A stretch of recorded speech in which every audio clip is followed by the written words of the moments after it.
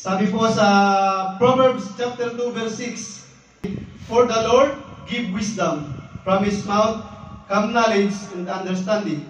Ganon din po sa James chapter 1 verse 22, But you doers of the word, and not hearers only, deceiving your own selves. Amen? Amen. Tawagin na po natin ang ating kagalang-galang na Pastor Eli Soriano. Kumakawan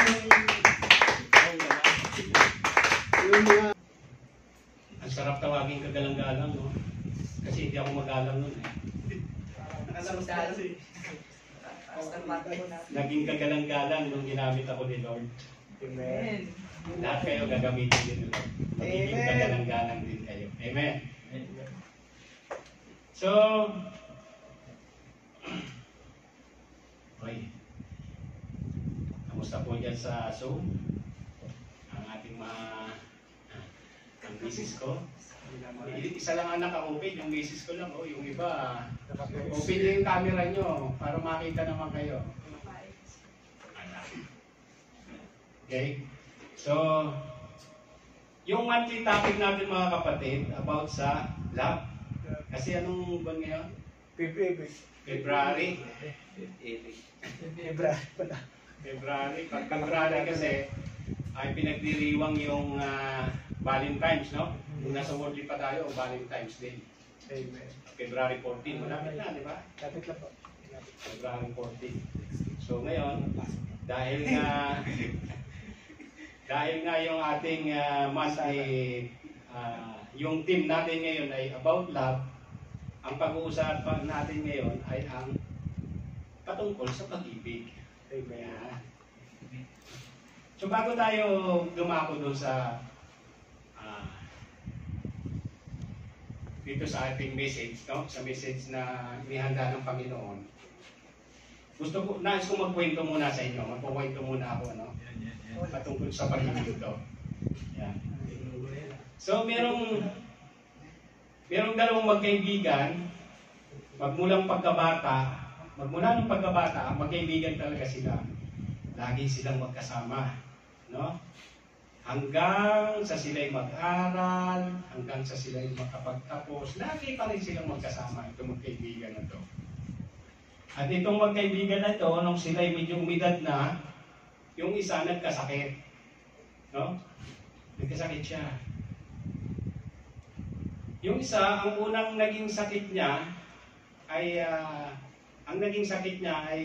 yung mata niya ay nabulag kasi na-aksidente siya eh. Nung na-aksidente siya, yung kanyang mga mata nagkaroon ng damage, no? Nabulag siya. Yun yung naging sakit niya. Nabulag siya. At upang siya'y makakita, kailangan mayroong magdo-donate ng mata para sa kanya. No? Kung siya'y nasa ospital, naghahanap ang kanyang pamilya na may magdo-donate ng mata. At yun nga, mayroong nag-donate ng mata sa kanya. No? Nung siya'y gumaling na at malapit na siyang lumabas sa ospital, hinanap niya yung kanyang kaibigan. Sabi niya dun sa kanyang kaibigan, nagtampo siya. Sabi niya, isip niya, na-aksidente ako, na-ospital ako, nawala ang aking paningin, hindi man lang ako dinalaw ng kaibigan ko. Samantalang mag-umpisang baliit, hanggang sa lumaki, ay magkaibigan sila, laging magkasama, laging nagdadamayan. No? At dahil nga sa tampo nitong nabulag na nakakita, nung siya lumabas sa ospital, dinalaw niya yung kaibigan niya. Pagdating niya dun sa bahay ng kaibigan niya, nakaupo sa isang sopa, may salamin. Sinumpatan niya yung kaibigan niya, hindi mo man lang ako dinalaw, hindi mo man lang ako pinasyalan doon sa ospital. Samantalang ang tagal natin magkasama, ang tagal natin magkaibigan. Hindi nagsasalita yung kaibigan niya. Nung yumuko, nahulog yung salamin. Pagtingin niya, wala yung dalawang mata. I-donate pala niya doon sa kanyang kaibigan. So anong aral mga kapatid yung makikita natin doon? Ang makikita natin doon mga kapatid, ang tunay na pag-ibig ay hindi yung nakikita o pakitang tao lamang. Amen? Katulad nitong kaibigan na ito na dinunit niya yung kanyang mata para makakita ang kanyang kaibigan. Katulad din ng Panginoon. Mahal tayo ng Panginoon, mga kapatid. Ang pag-ibig ng Panginoon sa atin, hindi natin nakikita. Pero anumang oras, anumang panahon, anumang sitwasyon, naandyan siya para sa atin. Palakpakan mo natin ang Panginoon. So, bago po tayo dumako dito sa message, no, wala pa sila? Ganyan, nabiyan mo nga. Sayang yung kwento, hindi nyo napakinggan. Ulitin mo! So, bago tayo dumako, samahan niyo ako sa may panalangin. Hallelujah. Muli, Panginoon, maraming salamat, Panginoon, sa oras na ito, Panginoon. Na kung saan, Panginoon, ako po muli ang iyong gagamitin, Panginoon. Ako ang maghahayag ng iyong salita, Panginoon. Lord, mahina po ako. Wala po akong kakayanan. Wala po akong sapat na pinag-aralan, Panginoon. Wala po akong tinapos na degree, Panginoon. Lord, ikaw yung magsalita. Banal na Espiritu mo, Panginoon, yung makita sa aking harapan. Yung liwanag mo, Panginoon, ang makita sa akin at yung pag-ibig mo, Panginoon, ang makita, Panginoon. At ikaw, Panginoon, na manguna dahil wala po akong kakayanan, sarap po akong basahan at mahina po ako, Panginoon. Salamat, Panginoon. Alam ko, Panginoon, at naniniwala ako, Panginoon, napapatnubayan mo ako ng Banal na Espiritu na ikaw magsasalita at magpapahayag, Panginoon, at ituturo mo sa kanila, Panginoon, ano ba ang tunay na pag-ibig, Panginoon. Ano ang tunay na diwa ng pag-ibig. Salamat po sa pangalan ng Ama, ng Anak at pakikisan mo ng Espiritu. Amen. Ayan. So, yun, yung kwento ko kanina, ang Panginoon, mahal tayo ng Panginoon, anumang oras, anumang panahon, nandiyan siya. Amen? Hindi niya tayo pababayaan. Handa niyang ibigay sa atin lahat. Amen, mga kapatid? Amen. So, sabi dito sa monthly topic natin, ang love. Yan. Yan yung title ng ating message na inihanda ng Panginoon. God's great gift of love. God's great gift of love. Ayan. Dakilang pag-ibig na regalo ng Diyos. Amen? Pag-ibig. Ano ba itong pag-ibig? Sabi dito, mga kapatid, ang pag-ibig ay maaaring maging isang hamon na tukuyin sa antas kung paano ito mararanasan ng isang tao. Sabi dito, ang pag-ibig ay maaaring may kasamang personal na pagmamahal, sexual na pangumaling, platonic na paghanga, katapatan sa kapatid, mapagkawang gawa o pagsamba, upang tumpak na masagot ang tunay na layunin o tunay na kahulugan ng pag-ibig, ay kinakailangan natin pumunta sa banal na sinasabi ng banal na salita, ang Biblia. Amen? Dahil yon ang pinanggagalingan ng pag-ibig. Sinasabi sa atin ng Biblia na ang pag-ibig ay nagmumula sa Diyos. Amen? Yan yung title. Dakila ang pag-ibig na regalo ng Diyos. Yan, mababasa po natin yan sa aklat ng Ezekiel, 36:26. Yan. Sabi diyan, I will give you a new heart and put a new spirit within you. I will take the heart of stone out of your flesh and give you a heart of flesh. Amen? Sabi dito, mga kapatid, sa objective natin, layunin. Ayan, layunin. Sabi ng layunin, Dapat nating matutunan na ang tunay na pag-ibig ay naglalayong bigyan kasiyahan ang mga tao sa kaluwalhatian ng Diyos. Itinuturo sa atin ng Biblia na ang pag-ibig ay utos ng Diyos. Ipinakikita din sa atin ng Biblia ang kahalagahan ng pag-ibig sa ating kaugnayan sa Diyos. Amen? Pinakikita daw ng pag-ibig ang kahalagahan ng ating kaugnayan sa Diyos. Amen? Ayan.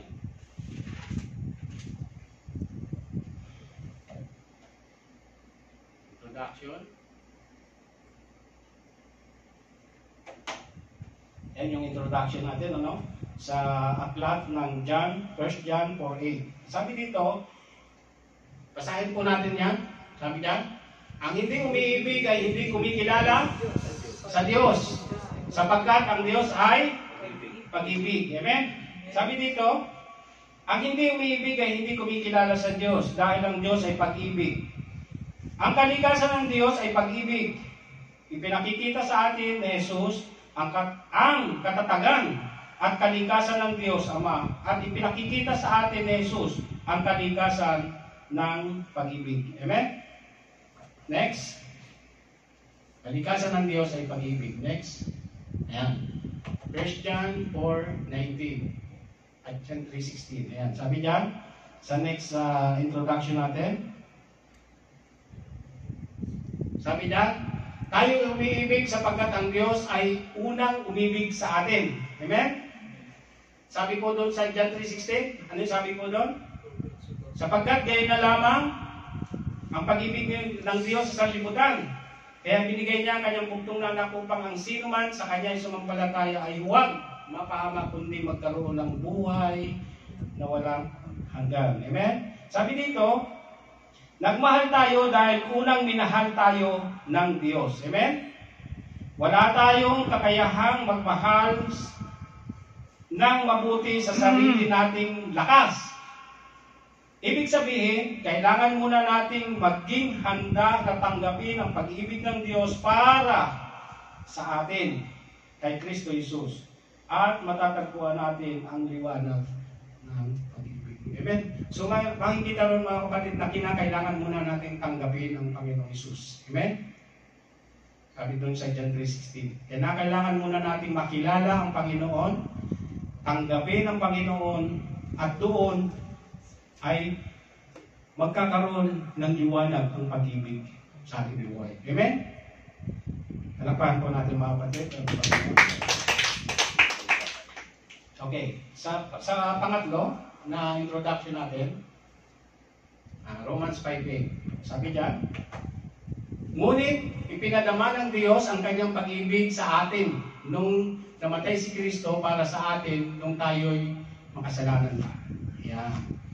Kaya nyo, pinadama ng Panginoon yung kanyang pag-ibig sa atin. Namatay siya dahil sa atin. Dahil nung tayo makasalanan. Amen? Dahil tayo yung mga makasalanan. Amen? Sabi dito, ang pag-ibig ay nagbibigay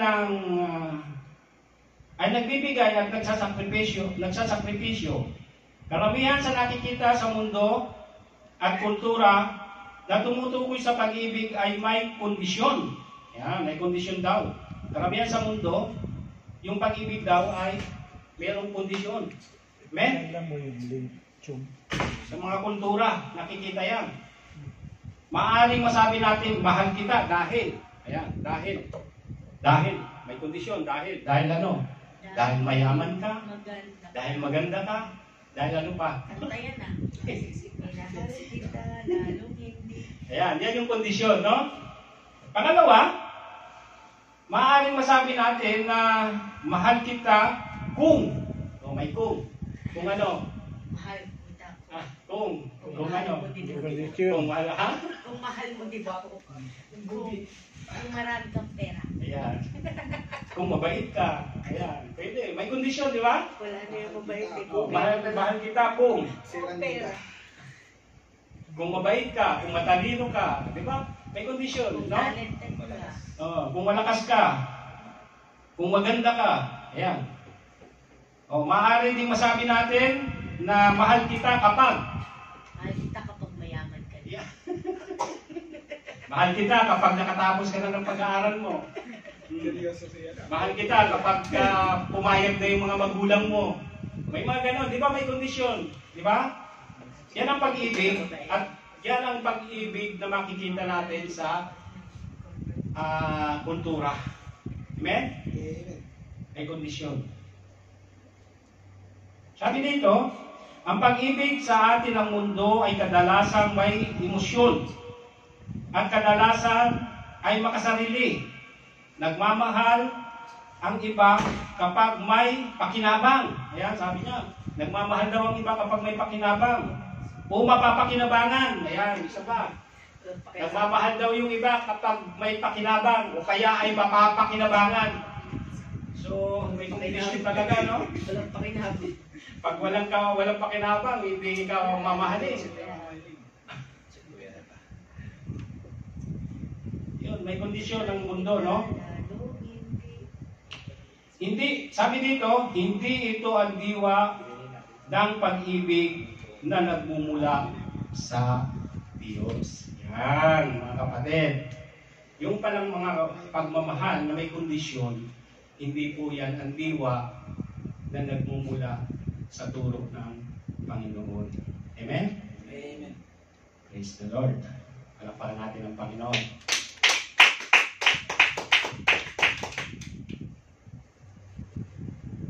Yan. Pag-aralan natin ngayon ang 4 na klase. Hello? Pag-aralan, my test. Pag-aralan natin ngayon mga kapatid, ang 4 type of love.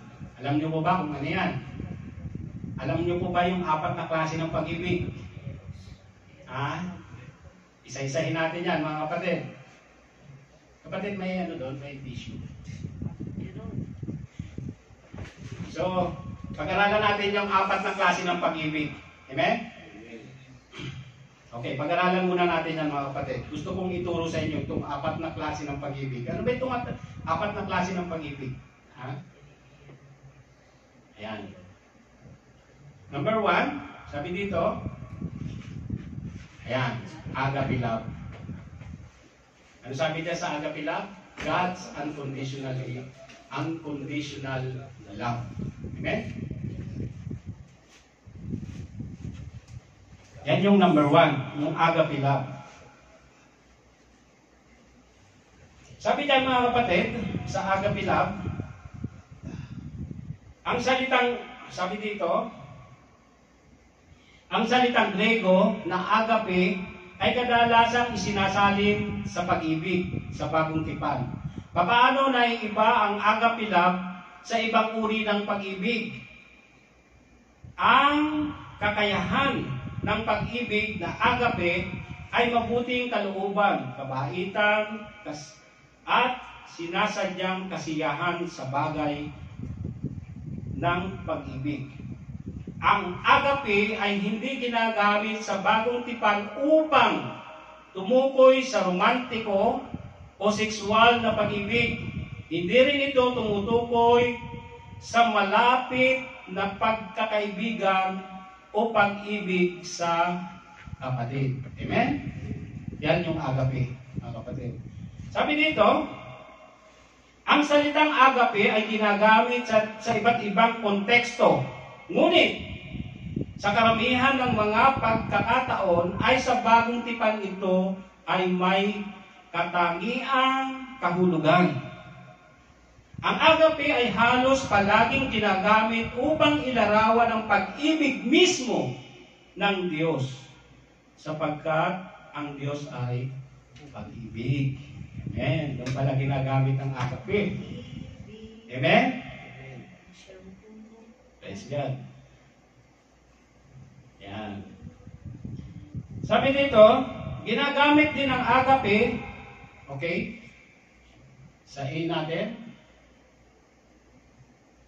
Yan. Sabi dyan, basahin natin ng mga kapatid. Sumagot ang lalaki, ibigin mo ang Panginoon mong Diyos ng buong puso, buong kaluluwa, buong lakas at buong pag-iisip. At ibigin mo ang iyong kapwa gaya ng pag-ibig sa iyo ng Diyos. Amen? Sabi dito, ginagamit din ang agape upang ilarawan ang ating pag-ibig sa Diyos, katulad ng tapat na paggalang ng isang alipin sa kanyang Panginoon. Matatagpuan po natin yan sa aklat ng Matthew 6:24. Amen? Matthew 6:24. Yun. Yung paggalang ng Panginoon. Paggalang ng alipin sa kanyang Panginoon. Okay? Next. Yan. Romans 5:5. Sabi diyan, at hindi tayo binigo ng pag-asang ito, sapagkat ang pag-ibig ng Diyos ay binuhos na sa ating mga puso sa pamamagitan ng Espiritu Santo na ipinagkaloob sa atin ng Diyos. Amen? Sabi dito, ang agape ay nagmumula lamang sa pinagmumula nito. Ito ang pag-ibig na ibinuhos sa atin sa ating mga puso sa pamamagitan ng Espiritu Santo na ibinigay sa atin nung tayo ay naging kanyang mga anak. Amen? Yan, malinaw mga kapatid. Ang agape daw po ay mararanasan natin, ibubuho sa atin kapag tinanggap natin ang Panginoon at nasa atin na ang Espiritu Santo. Amen? Mga kapatid? Amen. Let's go. Okay. Tapos na tayo sa agape. Next. Yan. Yung pangalawa. Ano yung pangalawa? Eros love. Ano yung eros love? Sensual lust. Lust. Yan. Sensual lust. Walang i. Ito. Men. Dapat i. So, Mali yan. mga kapatid, tingnan mo ha. Erotic. Hebreo 13:4. Matatagpo natin yan sa Hebreo 13:4. Dapat igalang ng lahat ng pagsasama ng mag-asawa at maging tapat kayo sa isa't isa, sapagkat hahatulan ng Diyos ang mga nakikiapid at nangangalunya. Amen? Yan yung agape love, no? Agape love. Eros love. Yan yung eros love, mga kapatid, no? Sabi dito, ang salitang eros ay karaniwang ginagamit sa mundong nagsasalita ng Grego noong panahon ng Bagong Tipan. Ang salita mismo ay hindi matatagpuan sa mga pahina ng Bagong Tipan. Ang konsepto ng pisikal na pagmamahal, gayunpaman, naihahayag sa konteksto. Ang kasal ay matatagpuan at pinagtibay sa Bagong Tipan. Ang eros ay tumutukoy sa pisikal o sexual na pag-ibig. Amen. Yan. Ang eros po ay para sa mag-asawa. Amen, mga kapatid? Tanggalin mo yung i. Para sa mga kinasal. Amen? Malinaw, mga kapatid? Yeah, amen. Sabi dito sa Genesis 2:24. Genesis, ayan. Sabi diyan sa Genesis 2:24. Sabi diyan, ito ang dahilan kaya iniwan ng lalaki ang kanyang ama't ina. Magsasama sila ng kanyang asawa at sila'y magiging isa. Amen? Sa 25, kapwa hubad nung sila ay lalaki at babae, ngunit hindi sila nahihiya. Amen? So nagsama sila. Amen?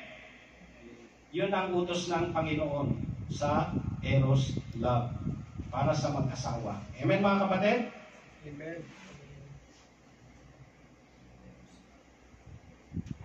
Sabi dito, ang eros love ay para sa tunay na mag-asawa. Ang pag-ibig ng eros ay pisikal na intimacy sa pagitan ng mag-asawa na kasal. Ito ay isang regalo mula sa Diyos. Ang pag-ibig ng eros ay ang pisikal, sensual na palagayang loob sa pagitan ng mag-asawa. Amen? Sa pagitan po ng mag-asawa.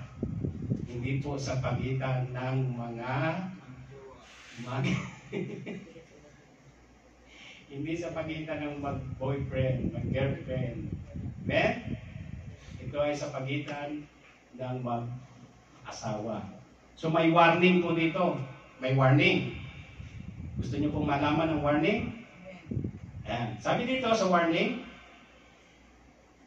Hebreo 13:4. Tulad din kanina, no? Warning po yan. Nabanggit na yung kanina.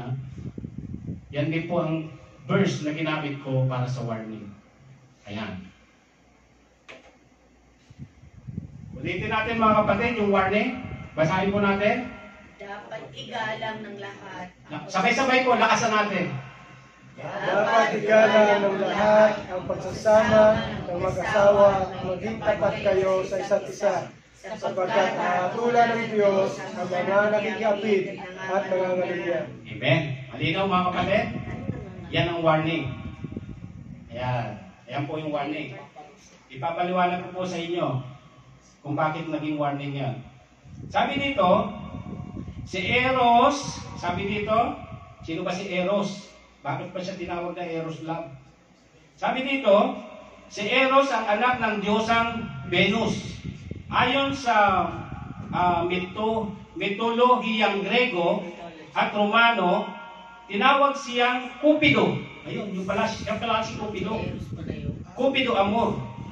Ang sino mang mga Romanong pagano isa rin siyang Diyos ng pag-ibig ng mga paganong pagsamba. Amen? Yung pala si Cupido. Sila pala yung Diyos ng pag-ibig sa mga paganong pagsamba.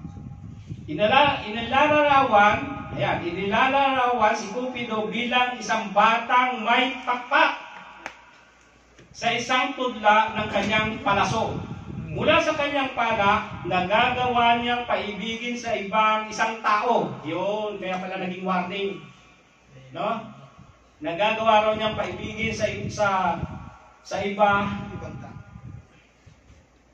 ang isang tao sa pamamagitan ng kanyang pala, no? Sa pamamagitan ng kanyang palaso.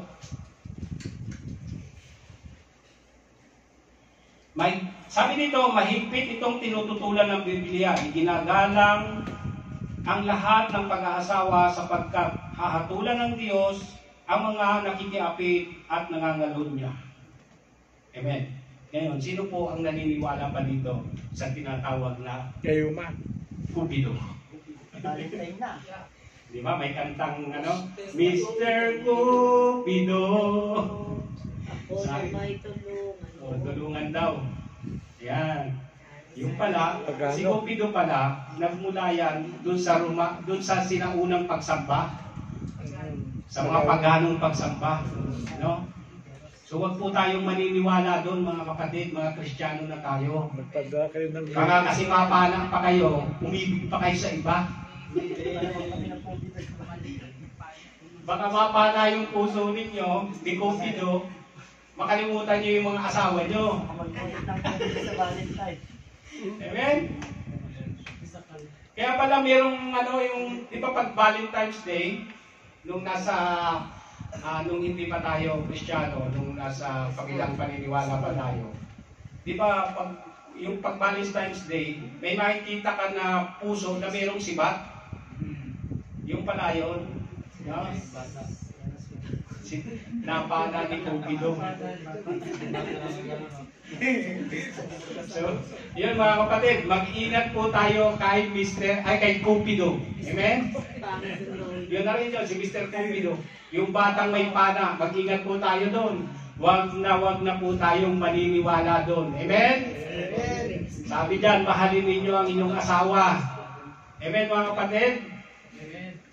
Hahatulan ng Diyos ang nakikiapid at nangangalunya. Amen? Amen.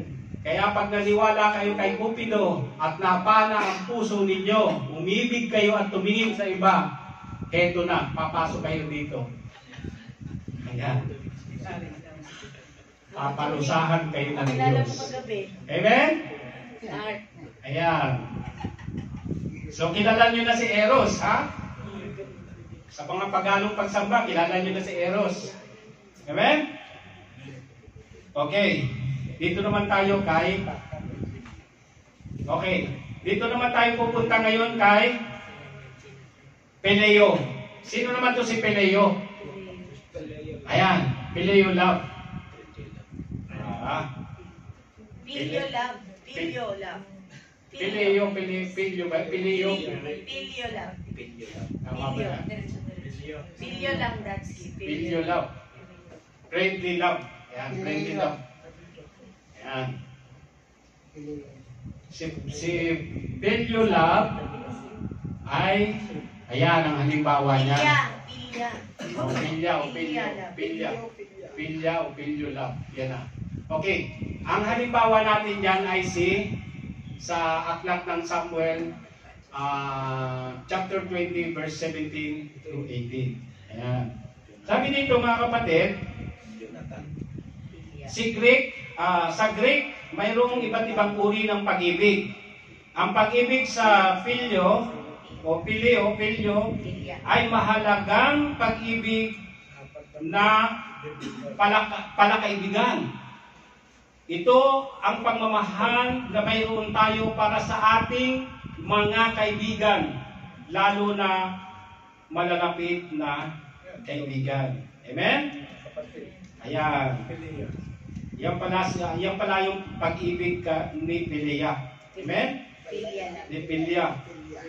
Asawa ni Pilyo. Ang example po dito, mga kapatid, ang pinakamagandang halimbawa nito, ang example dito ay ang aklat ng 1 Samuel, verse 20, 17, 18. Sa kabanatang ito, nalaman ni Jonathan na ang kanyang amang si Haring Saul ay gustong patayin si David.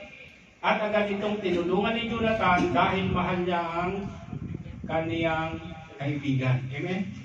Ayan.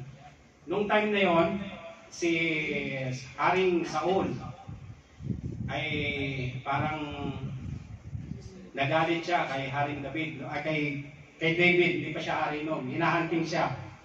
Gusto siyang patayin, no? Kasi inggit yung pumasok kay Haring Saul no? Dahil nung natalo niya si Goliath, lahat ng mga tao ay si David na yung kanilang sinisigaw, no? Kaya itong si Haring Saul, nagkaroon siya ng inggit sa kanyang puso at gusto niyang patayin si David. At ito naman si David, dahil nga may paggalang siya sa hinirang ng Diyos, takas siya ng takas at siya ay tinutulungan ng kanyang kaibigan. Sino yung kaibigan niya? Si Jonathan. Si Jonathan ay anak ni Haring Saul. Amen? So diyan natin makikita ang tunay o kahulugan ng pag-ibig na Pilyo love o Peleo love. Yan. Yan natin makikita yan mga kapatid. Amen?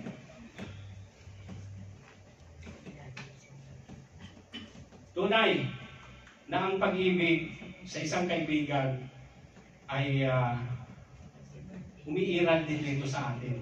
Naniniwala po ba kayo? Dito sa ating church, umiiral yan. Bakit po? Meron po rito mga malakas mag-asal.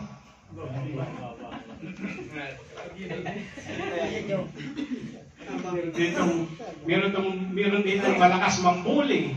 Di ba? Malakas pang-asar, malakas mambuli. Meron dito. Di ba? Pero dahil nga sa pag-ibig na ito, Pileo o Pelyo o Pilea, dahil sa pag-ibig na ito, umiiral ito dito sa ating church. Amen? At kailanman, wala po tayong nabalitaan na nagkaroon ng samaan ng loob. Amen? Ngayon pa lang, Dadsky. Wala tayong nabalitaan na nag-away. Amen? Dahil kasi nga, umiiral itong pag-ibig na ito bilang kapatid at kaibigan. Amen? Amen. So, palakpakan natin ang Panginoon.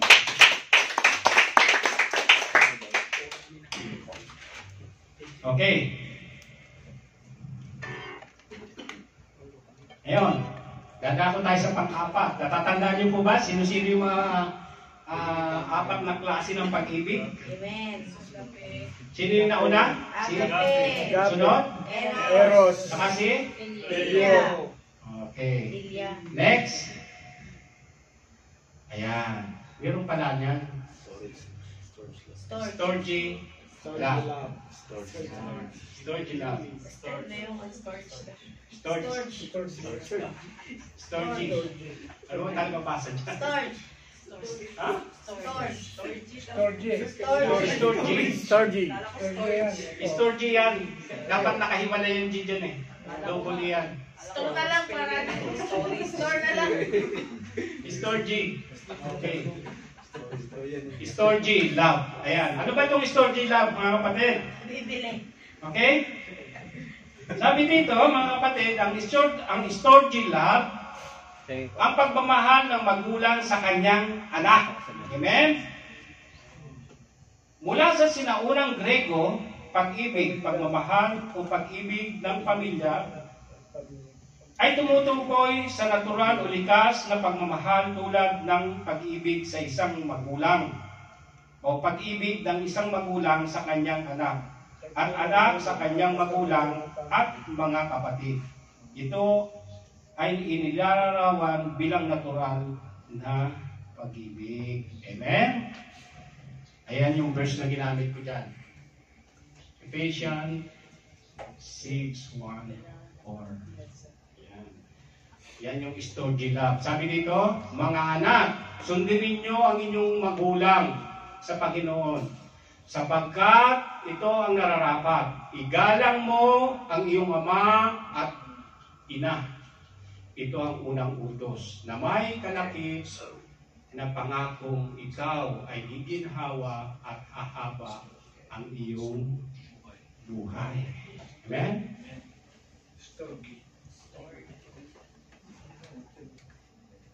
May karugtong yan eh, para doon sa magulang.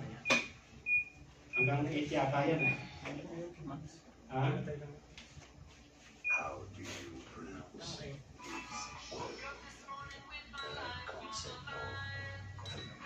Mga kapatid, i-open mo nga yung yung Ephesians 6:1-4. 6:1-4. 6:1-4.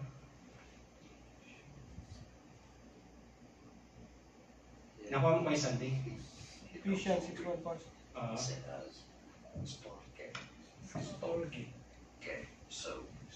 Babasahin pa. Sige, basahin mo kapatid. Ephesians 6:1-4.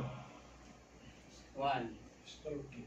Sabi niya, mga anak, magsitalima kayo sa inyong mga magulang sa Panginoon sapagkat ito'y matuwid. Amen. 2. Igalang mo ang iyong ama at ina na siyang unang utos na may pangako. Amen. 3. Upang yumangon kang mabuti at ikaw ay mabuhay na malaong sa lupa. Amen. 4. At kayong mga ama, huwag ninyong ipamungkay sa galit ang inyong mga anak, kundi inyong turuan sila ayon sa saway at aral ng Panginoon. Amen. Yan pala ang pag-ibig ng Storge. Don't provoke Amen. children. Pagmamahal ng isang magulang at ng anak. Amen. Para sa mga anak, kaya makinig kayo mga anak. Amen. Ano yung sabi dyan sa dulo? Sinasabi dyan? Okay, sa 1. Ayan, mga anak, sundin ninyo ang inyong mga magulang sa Panginoon, sapagkat ito ay nararapat. Igalang mo ang iyong ama at ina. Ito ang unang utos. Yan, unang utos yan na may kalakip na pangako. Pangakong ikaw ay giginhawa at hahaba ang iyong buhay. Amen. Malinaw mga kapatid, igalang ninyo ang inyong mga anak, ang inyong mga magulang. Amen. Ang mga taong gumagalang sa magulang ay malinaw ang sinasabi ng Biblia. Amen. May pangako na kayo ay uulat. Amen. Giginhawa ang inyong buhay. Amen. Kaya minsan napapansin natin kung may mga sama kayo ng loob sa inyong mga magulang, parang napakahirap mabuhay, no? Ang bigat. Ang dating sa inyo ng pinansyal, ang bigat. Amen? Kasi nga, meron kayong sama ng loob na hindi pa na i-release. Amen? Malinaw ang sinasabi ng Biblia dito sa Stored Love. Amen? Malinaw mga kapatid, igalang, mahalin ang ating mga magulang. Amen? Kung gusto nyo masinsuan yung buhay. Amen? Amen. Kaya kung meron pa po tayong mga sama ng loob sa ating mga magulang, mga kapatid, meron tayong social media, tawagan natin ang ating mga magulang, kausapin, humingi tayo ng tawad. Amen? At ito ang pakatatandaan nyo mga kapatid, anuman ang pagkakasala ng inyong mga magulang nyo pa rin yan. Amen? Amen.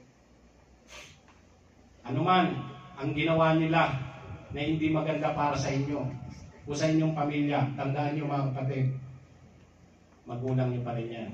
Amen? Huwag na huwag po kayo magtatanim ng sama ng loob.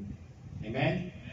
Sa halip, mahalin ninyo ang inyong magulang upang sa ganon, masinsuan yung buhay. Malinaw mga kapatid? Amen. Praise the Lord. Amen. Yan ang diwa ng Storge Love. Ganon din sa mga magulang. Amen? Sa mga magulang, ganon din. Sabi dyan sa malinaw, no? Sabi dyan, no? Ayan. Mga magulang, huwag kayong gumawa ng mga bagay na ikagagalit ng inyong mga anak. Amen. Ano ba yung mga bagay na ikagagalit ng inyong mga anak? Marami. Di ba? Buhay sila. Oh. Yung hindi natin pagsuporta sa kanila. Amen? Yung pagbibigay sa atin natin ng masasakit na salita sa kanila. Amen? Sabi dito, sa halip, palakihin ninyo sila ayon sa disiplina at kulturang katuruan ng Panginoon. Amen? Yan mga kapatid, malinaw. Bilang mga magulang, huwag po tayong gumawa ng ikagagalit ng ating mga anak. Amen po? Yan. Natatandaan ko dati. Ito, narinig ko rin to sa nung kay lagi itong binabanggit ni Pastor Arman dati noon, no? At naranasan ko naman talaga. Nung ako yung nagbakasyon, nung maliliit pa yung mga anak ko, lalong-lalo na nung umalis ako, siyempre mga elementary pa lang sila. Lahat nasasabi ko sa kanila, no? Napapagalitan ko sila, napapalo ko sila, no? Lahat nagagawa ko sa kanila. Pero nung malaki na sila, after 10 years, 15 years na nandito ako sa gitnang silangan, nung ako'y nagbakasyon, malalaki na sila. No? Nung pag-uwi ko, at dahil nga patuloy akong umaaten sa mga gawain, Bible study, marami akong natutunan, no? Kung paano mag-adjust. No?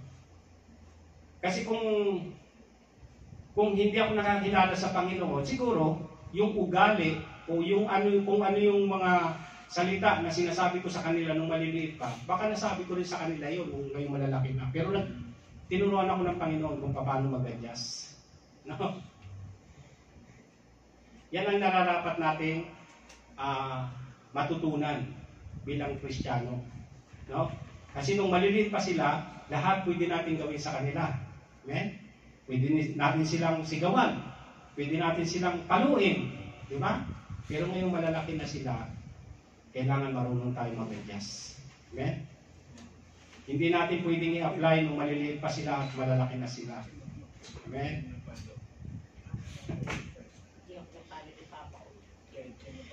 Amen. So, ang isang pinakamagandang halimbawa dito sa verse na ito mga kapatid, o paalala, ay maging marunong tayong umadjust, no? Kung ano ang ating mga anak ngayon. Kasi dito tayo lumaki sa ibang bansa eh. Pag-uwi natin, di natin sila kilala, no? Kahit ba anak natin yan, kahit ba patuloy tayo sumusuporta dyan, o lagi natin nakakausap, pag-uwi natin, iba ang kanilang ugali, no? Maaaring iba yung kanilang ugali at hindi natin sila kilala. Kaya kinakailangan matuto tayo mag-adjust. Amen? Amen. Praise the Lord. Purihin ang Panginoon. Okay. Anong oras na? Medyo mahaba pa ba? 31 na. May ilang minuto pa ako. Wala ating oras pa. 5. 25 pa. Pas. 10 minutes. Ilang Okay. minutes na ba ito? 25 pa. Okay. Sabi dito mga kapatid, ayan. Okay. Sabi dito, so malinaw mga kapatid, yung storage lab, malinaw sa inyo? Amen. Okay, ulitin ko. Ano yung mga napagdaanan natin, napag-aralan natin? Una, number 1, Agape. agape love, unconditional love ng Panginoon. Sumunod, eros love. Ano yun? Yung pag-ibig sa mag-asawa. Sumunod, Pileo. Peleo, sa magkaibigan. At dito sa pang-apat ay storge, para sa magulang. Amen, mga kapatid. Ayan. Ayan. Sabi dito mga kapatid,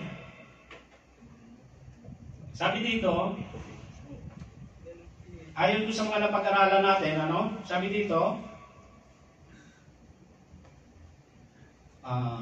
agape love, yung pagmamahal ng Panginoon, unconditionally, eros love, sensual love o sa mag-asawa, peleo love, friendly o sa magkaibigan, storge sa parents o mga magulang at anak. Amen? Pero ang pinakadakila dito ay ang agape. Amen? Malinaw mga kapatid? Ang pinakadakila ay ang agape. Amen? Bakit po siya naging dakila? Bakit po naging dakila ang agape? Ayan. Bakit? Bakit po? Kasi po, ang mga nabanggit pong pag-ibig, itong eros love o pagmamahal sa mag-asawa, lalo na sa hindi pang mga Kristiyano, maaaring mabago. Amen? Maaaring mabago to. Amen? Lalong-lalo sa mga hindi pa nakakilala sa Panginoon. Itong peleo love, friendly love, o kaibigan sa pagmamahal sa isang kaibigan, maaari din mabago. Amen? Lalong-lalo na kung di natin kilala ang Panginoon. Itong storge love, o pagmamahal sa magulang at sa mga anak, maaari ding mabago. Amen? Kung hindi natin kilala ang Panginoon. Amen? Kaya malinaw mga kapatid na ang pinakadakila ay ang tinatawag na agape love. Amen mga kapatid? Sabi diyan, ang pag-ibig ay matyaga. Yan yung agape love. Amen? Yan yung pag-ibig ng Diyos na itinuturo sa atin. Sabi diyan, ang pag-ibig ay matyaga. Amen? Magandang loob. Amen? Hindi mainggitin. Amen? Hindi mayabang. Amen? Hindi mapagmataas man. Amen? Hindi magaspang ang pag-uugali. Hindi makasarili. Hindi magagalitin. Amen? O mapagtanim sa kapwa. Amen? Hindi niya ikinatutuwa ang gawang masama, ngunit ikinagagala ang katotohanan. Ang pag-ibig ay mapagpatawad, mapagtiwala, puno ng pag-asa, at mapagtiis hanggang wakas. Yan po ang tinatawag na agape love. Unconditionally love ng ating Panginoon. Amen mga kapatid? Amen. Ganyan tayo minahal at itinuro sa atin ito. Amen? Totoo nga naman. Nung tayo'y nakakilala pa sa Panginoon, naging matyaga tayo. Di ba? Sino dito yung mga naging matyaga nung nakilala ang Panginoon? Amen. Tayo, di ba? Nung hindi pa natin kilala ang Panginoon, hindi ka lang natawagan eh. Parang gusto mo nang makipag-chat sa iba. Di ba? Ganyan. O, nung hindi pa natin kilala ang Panginoon, hindi maganda yung kalooban natin. Maaaring madali tayong magalit. Amen? Magagalitin. Meron tayong customer, medyo arrogante magsalita. Yung mga nasa customer service, no? Meron arrogante dumating, arrogante kung magsalita. Ngayon, sasalubungin natin din ang hindi maganda. Di ba? Ganyan, nung hindi pa tayo nakakilala sa Panginoon. Pero nung nakakilala na tayo sa Panginoon, naging maganda ang ating loob. Amen? Amen. Magalang. Hindi mainitin ang ulo. Di ba? Amen. Sino dito yung hindi pa nakakilala sa Panginoon, mainitin ang ulo? Isa na rin ako dyan. Mainitin ang ulo ko noon. Praise God, nung nakilala natin yung Panginoon, no? Ito yung pag-ibig na itinuro niya. Hindi tayo naging mainitin ang ulo. Amen? Amen.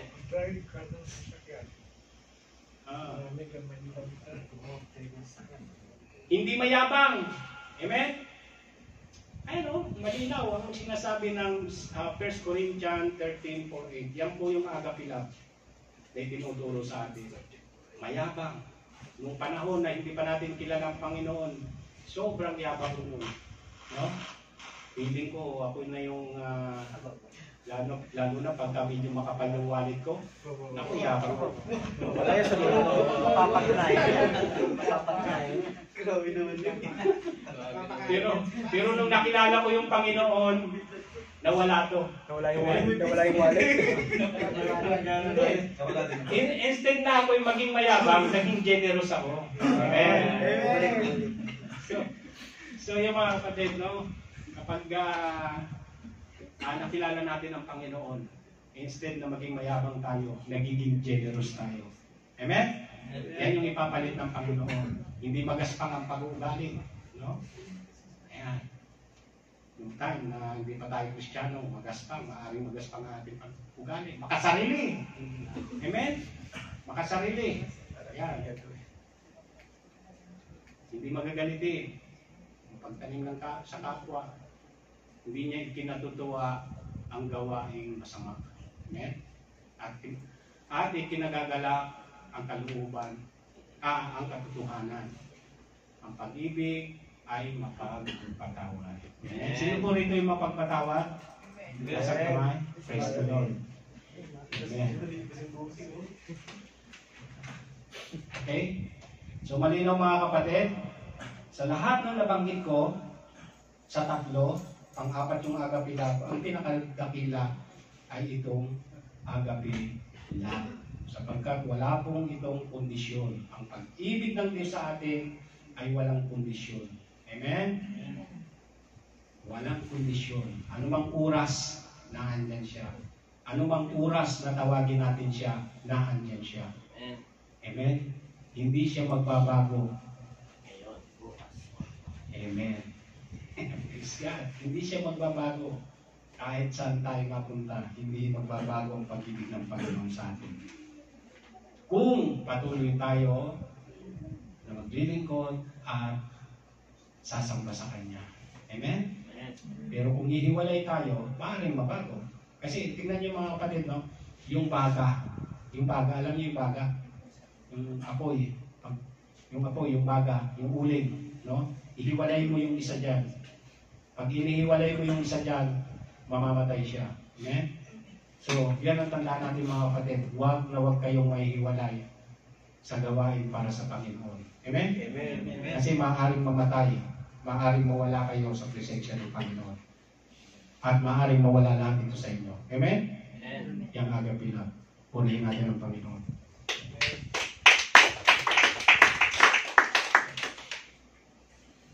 Next.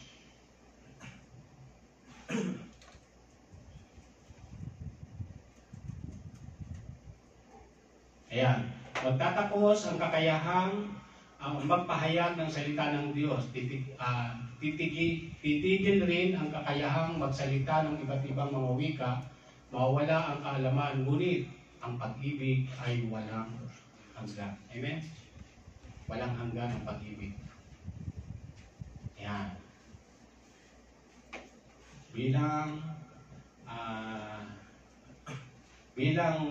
conclusion natin at application na rin, sabi dito, ayan, no, yung binasa kanina, I will give you a new heart and I will put new spirit within you. I will take the heart of stone out of your flesh and give you a new heart of flesh. Amen? Yan ang ibibigay sa atin ng Panginoon. Bagong puso. Amen? Happy, blessed heart kayo mga kapatid. Palakpakan po natin ang Panginoon. Tuloy-tuloy na tayo yung ating bread and wine. Pakipasok po. Amen?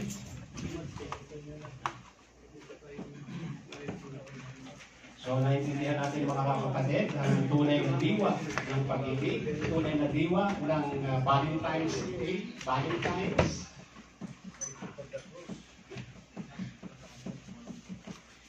So, bilang pagpapatuloy, mga kapatid, every first day of the month, tayo po ay first Friday. First Friday this month, every month, tayo po ay nagdiriwang ng Holy Communion o banal na hapunan. Amen? Every once a month yan. Every once a month, mga kapatid. First week of the month. Amen? So, sabi dito, bago tayo mag-partake, no, ng Holy Communion, manalangin po tayo. Humingi po tayo ng tawad sa Panginoon. Kasi po, tao lang tayo, nagkakasala. So, kinakailangan po natin na humingi ng tawad sa Panginoon, no, bago tayo mag-partake. Hingin natin yung kalinisan ng ating mga puso. No? Kung ano man yung nabanggit natin na hindi maganda, kung nakasakit man tayo sa ating kapwa, sa ating kaibigan, sa mga kamag-anak, humingi tayo ng tawad. Amen? Okay.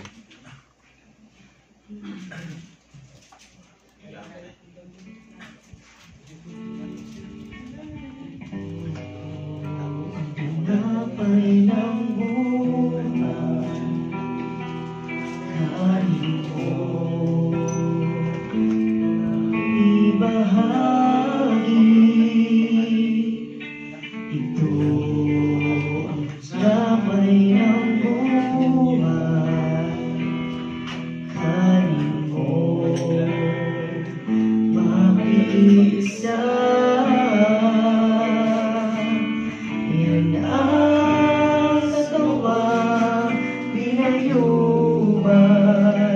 Upang ikaw ay mabuhay. Yan ang katawang nakira upang iyong kamtan ang buhay na walang hanggan. Ito ang sarong.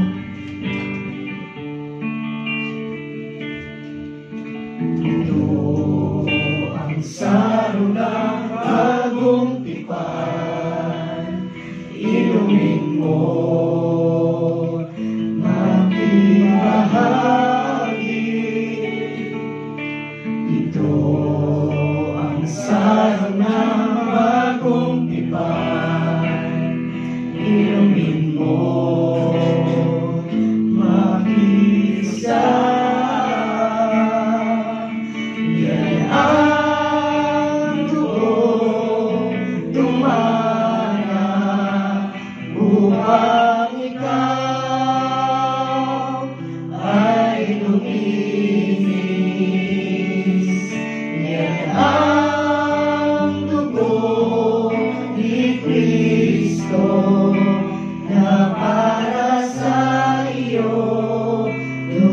sa Kalbaryo ay tumigil. Praise. Hallelujah.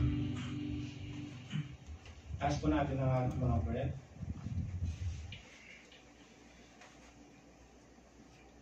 Hallelujah.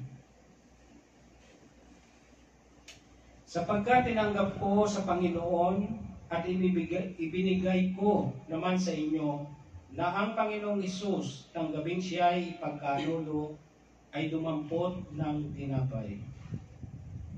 Siya nga po, Panginoon, ay muli namin binubulita, Panginoon, ang unang ito, Panginoon, na simbolo, Panginoon, ng katawan ng tinapay nito, Panginoon, na nagbayad ng aming mga kasalanan, nagdusa, nasaktan para sa amin, Panginoon.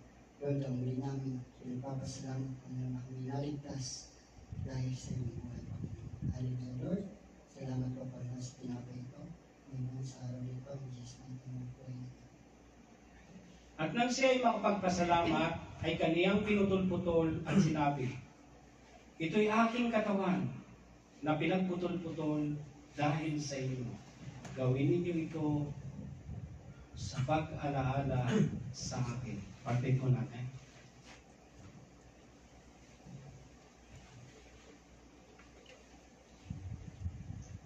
Taas po natin ang saro.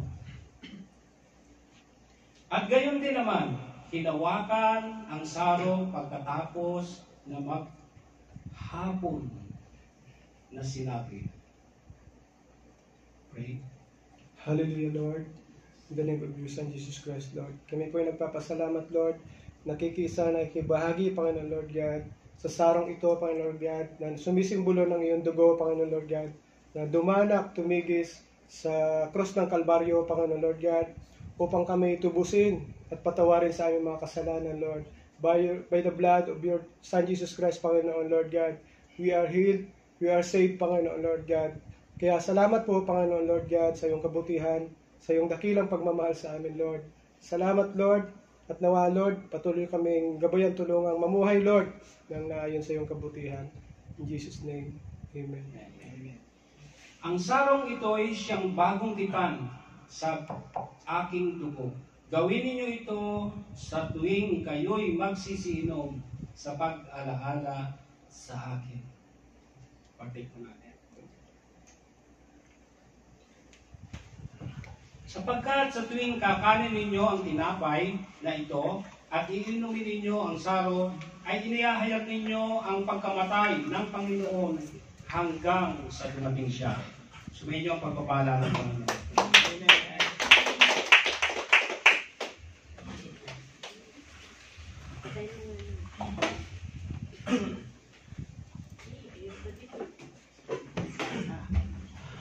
Yes, Lord, muli, Panginoon, maraming salamat po sa oras na ito, sa araw na ito, Panginoon, na kung saan, Panginoon, ako ang ginamit mo, Panginoon, na maghayag ng iyong salita, Panginoon. Maraming salamat po sa mga itinuro mo sa oras na ito, sa araw na ito, sa aking mga kapatid, Panginoon, kung ano ba itong apat na uri ng klase ng pag-ibig. Nawa, Panginoon, kanilang natutunan, narinig sa araw na ito, Panginoon. Ito po ay maglima sa kanilang puso, Panginoon, at ito po, Panginoon, ay magamit nila sa pang-araw-araw nilang pamumuhay, maging sa kanilang pamilya, Panginoon. Maraming salamat po sa iyong gabay ng iyong Banal na Espiritu, sa pangalan ng Ama, ng Anak, at pakitisan ng Banal na Espiritu. Amen. Amen.